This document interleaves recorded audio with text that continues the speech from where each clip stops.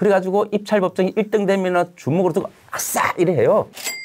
유치권 질문하신 분이 있습니다.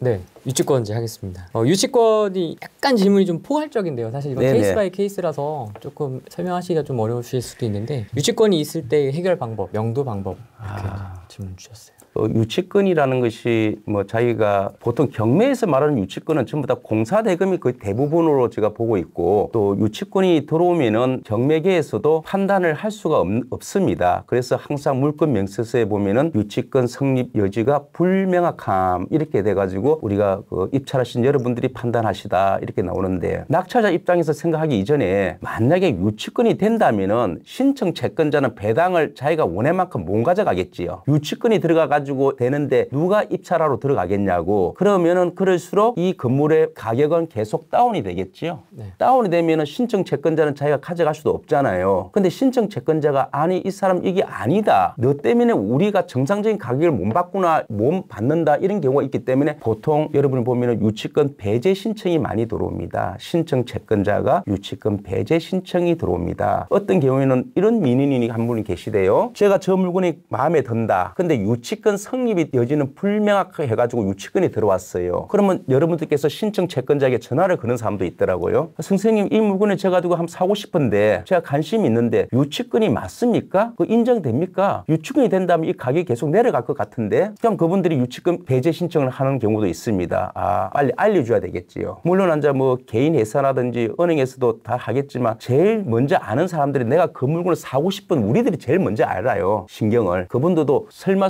있다 보면 이렇게 전화가 오면은 그때서 조금 자기들이 대항을 하고 그러거든요. 그런 경우가 있기 때문에 관계는 없는데 공사대금이라는 것을 유치를 하는 경우가 있는데도 입찰법정에서는 약 한 20명이 입찰을 오는 경우가 있어요. 그런 것은 보통 앉아 이것이 허위 유치권이라는 것이 거의 통상적으로 안다는 겁니다. 당신들이 이렇게 유치권을 신청함으로써 낙찰자 내한테 일단 유치권이 신청되면 대출이 안 나오잖아요. 그 대출에 대한 압박 그리고 내가 유치권을 풀어줄 테니까 당신이 얼마라도 조금 이렇게 좀 서로 합의가 되지 않을까. 그런데 요즘 이거 잘 안 통할 건데요. 그죠? 지금은 허위 유치권으로 판명되는 경우에는 상당한 제재가 발생이 돼요. 그래서 만약에 여러분들이 그 신청 채권자가 유치권 배제 신청도 하고 유치권 배제 신청이 되지 않을 경우에 우리 낙찰자가 정말 이게 유치권이 아니라고는 인정이 됐을 경우에는 뭐 형사상 제재로 하고 나도 손해배상 청구를 하겠다든지 막 이런 제재를 하는 것도 괜찮은 것 같습니다. 일단은 뭐 허위 유치권이 판명되는 경우에는 알다시피 그분들이 이 사건이 그 경매가 들어오기 전부터 공사 대금을 못 받아가지고 점유를 하고 있어야 되잖아요. 그 점유 시기를 여러분들이 먼저 알아야 되겠지요. 경매기 등기 이후부터 점유하고 있었다 하면 이거는 안 되는 거 맞잖아요. 그지요?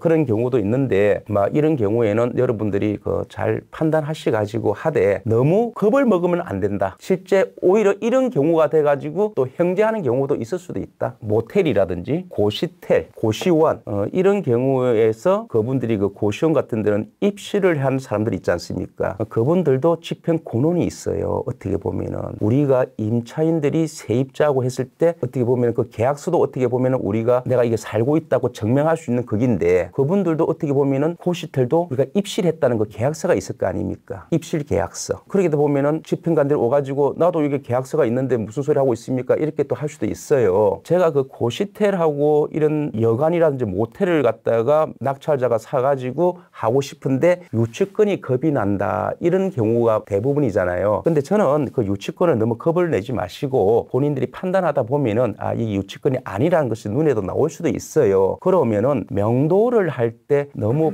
그 사람들하고 부닥치지 마시고 나가 낙찰을 받았으니까 고시텔에 있는 채무자하고 부닥치지 마시고 고시텔 주인하고 그게 고시원에서 앉아있는 원생님들하고 두 분만 부닥치게 하고 나는 빠져야 돼요. 내가 났으면은 낙찰자한테 다 달라붙어요. 그러기 위해서는 여러분들이 만약에 모텔이라든지 모텔도 월세 임차인이 있을 수도 있잖아요. 그래서 고시텔이라든지 이런 경우에 다중에 인연들이 있는 그런 경우에 물건을 사가지고 명도를 하는 경우에는 여러분들은 그 근처에 현수막을 하나 거시면 됩니다. 이 고시텔은 건물 주인이 바뀌었다. 이 고시텔은 몇 월 며칠부터 소유권이 이전되었다. 현재 고시원생들은 더 이상 피해를 보지 마시고 빨리 이사를 가도록 해주시기 바랍니다. 뭐 이런 플랜카드를 걸어삐면은 고시원생들이 당황할 거 아닙니까? 그러면 누구한테 물어봐요? 건물 주인한테 물어볼 거 아닙니까? 어떻게 된 거냐고. 그렇게 해가지고 낙찰자 내한테 도르지 마시고 자기들끼리 이렇게 옹성옹성하게 해야 됩니다. 그런 경우는 고시텔이라든지 모텔이라든지 골프샵 그런 그 다중 인원들이 있는 데서 골프채도 가지고 가야 되잖아요. 그리고 또 여러분들이 더 이상 경매로 당한 채무자한테 손해를 당하는 회원들이 없게끔 만들어주는 거예요. 회원님들이 이 집이 경매가 된지도 모르고 계속 골프장에서는 쿨폰을 남발하고 회원을 가입할 수도 있고 고시텔이라는 그것이 어떤 데입니까? 그야말로 돈이 없으니까 거기서만 생활하는 사람들이 세상 물정을 모르고 현재 흘러가는 세상도 모를 수도 있잖아요. 밤늦게 들어가지고 오후 내내 자다가 또 밤에 일하러 나가는 사람들 경매가 당한지도 몰라요. 그거를 알려주는 방법도 여러분들이 잘하고 두 번째는 궁극적 목적은 그분들이 내한테 달랐으면 안 돼요. 자기들끼리 해결해야 돼. 어떤 경우가 또 있습니까? 요양병원, 환자들, 가족들 더 이상 피해가 없게끔 그리고 가족들은 빨리 환자를 데리고 다른 병원으로 가게끔 시간적 여유를 주라는 겁니다. 우리가 상식적으로 보면은 그 정도 물건에서는 유치권이라든지 조금 낙찰자에게 대항하려고 하는 그런 모션을 취할 수는 있다고는 봅니다. 그럴 때는 우리 낙찰자는 또 이런 방법으로 해가지고 굳이 신경을 쓸 필요도 없고 머리 아프게 고민하지 마시고 그냥 현수막 하나 걸어놓고 2주 동안 가까운 중국 여행을 갔다 오세요.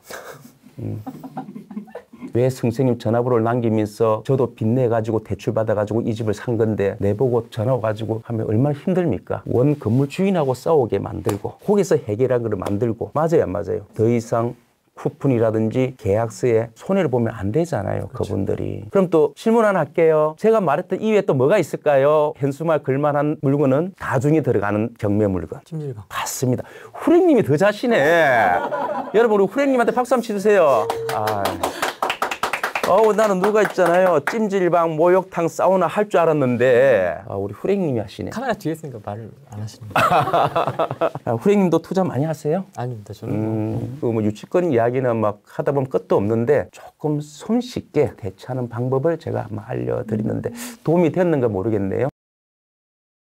일단은 유치권은 허위 유치권으로 판명되면은 여러분들한테 어떻게 하겠다는 그게 가장 중요한 겁니다. 상대방한테 인식을 줘야 돼요. 지금 우리가 이 경매를 함으로써 낙찰자가 제일 고민을 하는 것이 경매하기 전에는 고민을 안 해요. 경매하기 전에는 1등이면 1등을 되는 것만 고민해요. 1등만 되는 게 고민하고 어느 지역에서 어떤 물건을 한다 그것만 고민해요. 그래가지고 입찰법정이 1등 되면 주먹으로 들고 아싸 이래요. 뒤돌아서가지고 자기 방청이 온 사람한테 아싸 이래. 그 화냈던 얼굴이 그로부터 대금을 내고 난 뒤부터는 인상이 찌그러지고 왔다 갔다 해요. 명도입니다. 그래서 처음부터 명도를 쉽게 하는 걸 배우면서 경매로 들어가야 되는데 명도는 당연히 합의하면 이사 갈 거다. 이런 가중이 있기 때문에 명도는 신경도 안 쓰고 오로지 1등과 대출과 위치 요것만 지금 보는 게 추세거든요. 그래서 명도를 강의한 나로서는 조금 기분이 별로 안 좋더라고.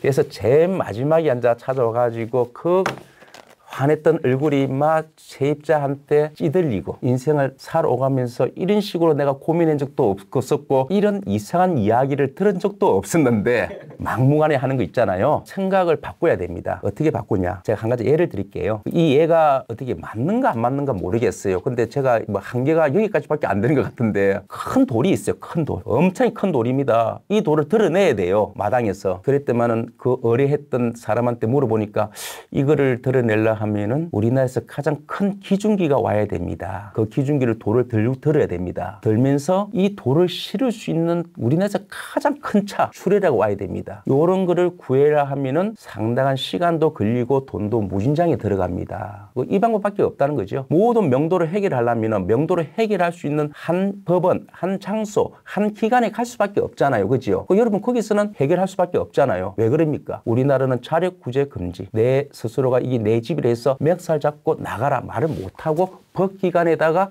힘을 빌려야 되잖아요. 그지요? 그런데 법기관에서 엄청난 기중기와 출애라가 필요하니까 기다려야 되고 시간적 기다려야 되고 비용도 많이 들어간다. 그럼 여러분들은 기다리고 있을 수밖에 없잖아요. 만약에 여러분들이 저 돌을 갖다가 하면 드러내기 위해서 기중기와 출애라가 필요하다고 했을 경우에 여러분들이 그냥 저 돌을 깰 수만 있다면 산산조각을 깨면은 기중기도 필요 없고 출애도 필요 없고 우리 스스로 들고 나갈 수도 있잖아요. 그래서 명도를 조금 쉽게 생각하자. 유치권도 쉽게 생각하자. 보자. 너무 테두리하면서 하지 마시고 조금 생각을 돌려가지고 쉽게 푸는 방법을 생각해보자. 유치권은 중요한 것은 이 유치권이 성립 여지가 불명확하기 때문에 그분들이 아까도 제가 말씀드렸지만 이 유치권이 하고 있음으로써 대출이 안 나간다는 거예요. 그거를 이용할 수도 있습니다. 실제 공사대금을 못 받아서 하는 분도 있을 수도 있겠지요. 그럴 경우에는 그분들의 유치권이 진정성이 성립되려면 공사대금을 못 받았기 때문에 공사대금 소를 애초 처음부터 소를 제기해야 돼요. 자기가 돈을 받기 위한 어떠한 노력을 하였는지 그 노력의 증명이 돼야 돼요. 문자 증명을 했든지 내용 증명을 했든지 소를 제기했든지 돈을 달라고 했든지 어떠한 노력을 한 게 나타나야 됩니다. 그리고 그것이 나타나기 이전에 자기가 이 근무를 점유를 언제부터 해야 된다? 그 전부터 기업 등기 전부터 점유를 하고 있어야 돼요. 그런데 그 두 개만 보더라도 이게 허위 유치권이라고 눈에 보이고 나타납니다. 그럴 경우에 여러분들은 어떻게 합니까? 허위 유치권을 판명된 경우에는 손해배상 들어가고 나도 압류 들어가가지고 나도 내가 손해배상 한 만큼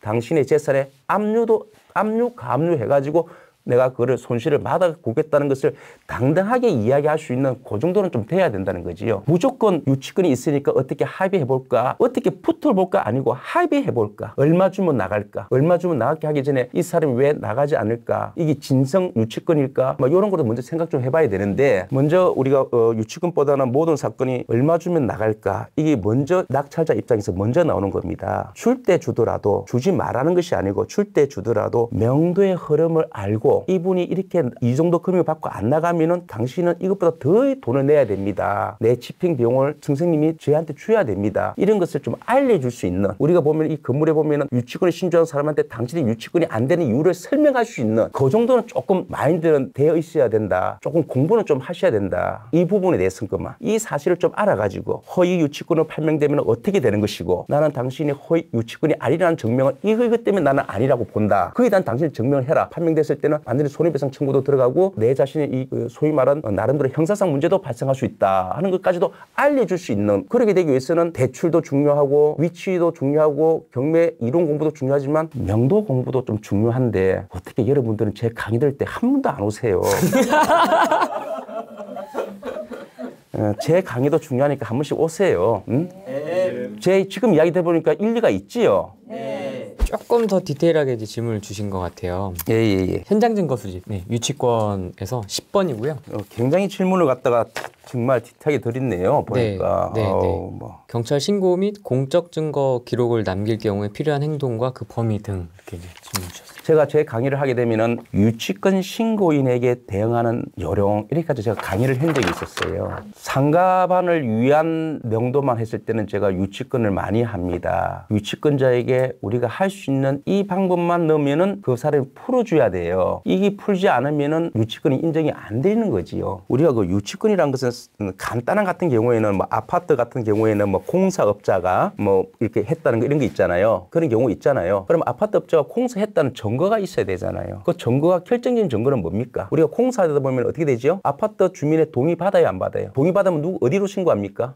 관리실. 바로 그겁니다. 거기에 있나 없나 그거를 봐야 돼요. 그러니까 정보 수집이라는 것이 다른 게 아닙니다. 그것도 받고 또 그 동에 살고 있는 그 아파트 동에 사는 동주민들에 대한 또 이거 서명도 받으러 다니잖아요. 그죠? 그리고 또 그 사람이 또 이렇게 공사를 하면서 이 공사 대금에 대한 또 관련 부가가치를 또 신고한 게 있는 건지 보고 하면은 그분들에 대한 어떤 정보는 다 만들 수는 있어요. 지금 여기 나와가지고 이거를 전부 다 설명하다 보면은 거의 뭐 이 하나만 가지고도 1시간 반을 강의하는 건데 유치권 하나만 가지고도 1시간 반을 해요. 점유가 언제부터 했니? 공사를 했다면 그 공사가 어떻게 했니? 도면을 어떤 식으로 그렸니? 당신이 여기서 점유를 하고 있다면 어떻게 점유하고 있었나? 밥을 먹고 점유했나? 있어 잠도 잤나? 이런 식으로 유치권자가 그 사용물을 사용하면 안 되잖아요. 그죠? 이렇게 그 사람한테 이거 질문하는 내용이 있어요. 가장 기초적인 것이 관리사무실에 신고했나? 주민동의서를 받았나? 이런 경우겠지요. 주민동의서를 받고 한 게 경우에는 이거는 상당한 공사가 진행했다는 겁니다. 그리고 나중에 여러분들이 보면은 유치권자하고 같이 이렇게 대응을 하다 보면은 유치권자가 공사를 하기 위해서 자재 샀다는 영수증이라든지 이런 거 다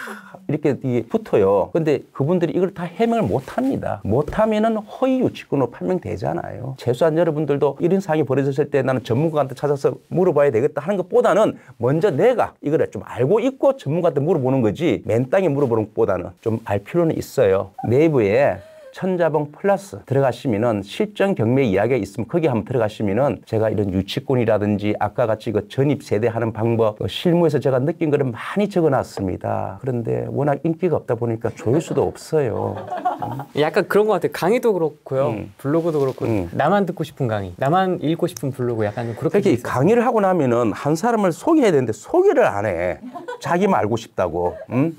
근데 지금 들어보니까 또 실제 그렇죠. 그죠? 네. 조금 제가 안타까운 것이 이제 이렇게 너무너무 명도와 점유에 대해서 너무너무 막판에 고민하고 얼굴이 찌그러지고 본인만 찌그러진 게 아니고 가족 전체가 찌그러진 것 같아. 그래서 이거를 할 때도 사전에 조금 이런 부분에 대해서는 사실 지금 이렇게 나온 책은 없어요. 시중에 없을 겁니다. 책도 없으니까 제 블로그를 보시면은 많이 공부가 될 겁니다. 정말입니다. 글 솜씨는 없는데 좀 안타깝습니다. 너무 안 봐가지고.